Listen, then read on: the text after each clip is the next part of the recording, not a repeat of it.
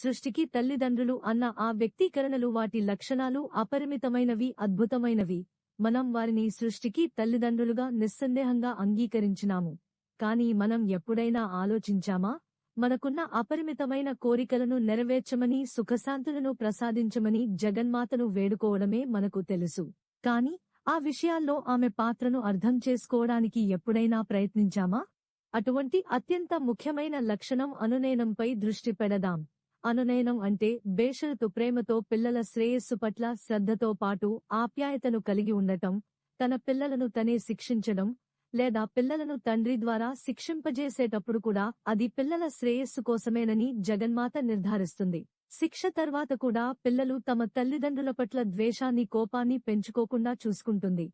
తండ్రి ప్రేమను, ఆప్యాయతను వారికి మెరుగైన భవిష్యత్తును అందించడానికి తండ్రి చేసిన ప్రయత్నంగా వివరించడం ద్వారా ఆమె పిల్లలను